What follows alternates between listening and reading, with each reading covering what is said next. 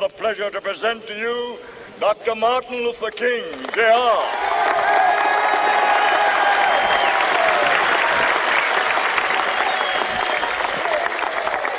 I am happy to join with you today in what will go down in history as the greatest demonstration for freedom in the history of our nation.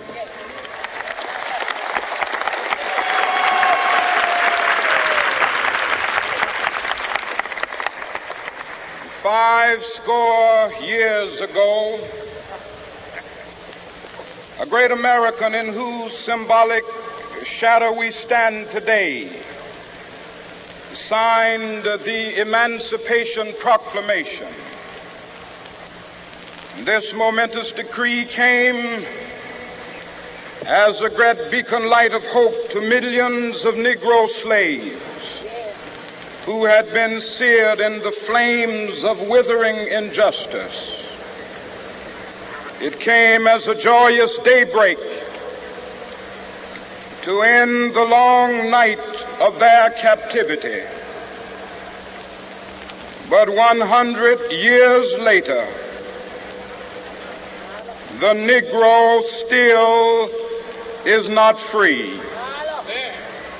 100 years later, the life of the Negro is still sadly crippled by the manacles of segregation and the chains of discrimination.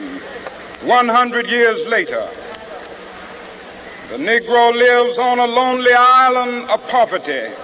I have a dream that one day this nation will rise up and live out the true meaning of its creed.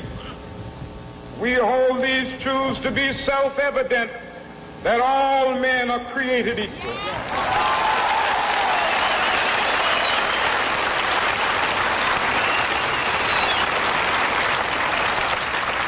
I have a dream that one day on the red hills of Georgia, sons of former slaves and the sons of former slave owners will they be able to sit down together at the table of brotherhood. I have a dream that one day, even the state of Mississippi, a state sweltering with the heat of injustice, sweltering with the heat of oppression, will be transformed into an oasis of freedom and justice. I have a dream.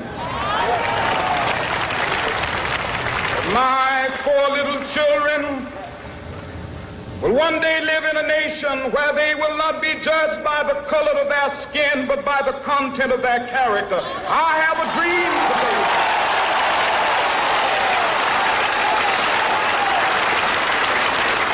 I have a dream that one day, down in Alabama, with its vicious racists, with its governor having his lips dripping with the words of interposition and nullification. One day right there in Alabama, little black boys and black girls will be able to join hands with little white boys and white girls as sisters and brothers. I have a dream today.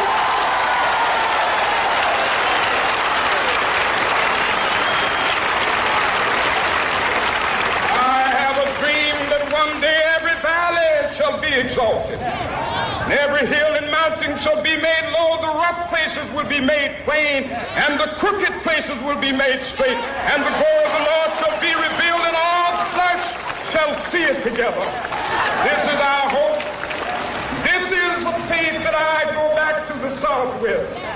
With this faith, we will be able to hew out of the mountain of despair a stone of hope. With this faith, we will be able to transform the jangling discords of our nation into a beautiful symphony of brotherhood. With this faith, we will be able to work together, to pray together, to struggle together, to go to jail together, to stand up for freedom together, knowing that we will be free one day.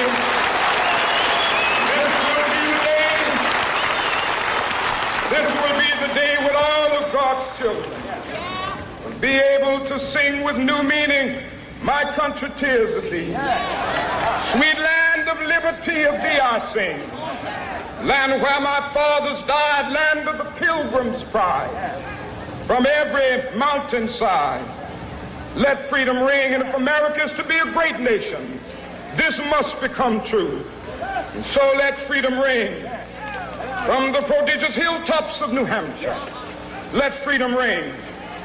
From the mighty mountains of New York, let freedom ring. From the heightening Alleghenies of Pennsylvania, let freedom ring. From the snow-capped Rockies of Colorado, let freedom ring. From the curvaceous slopes of California.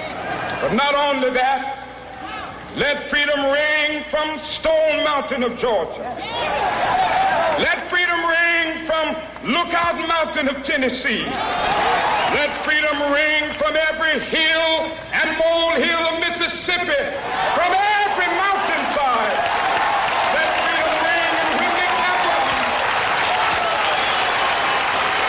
when we allow freedom ring, when we let it ring from every village and every hamlet, from every state and every city, we will be able to speed up that day when all of God's children, black men and white men, Jews and Gentiles, Protestants and Catholics, will be able to join hands and sing in the words of the old Negro spiritual, free at last, thank God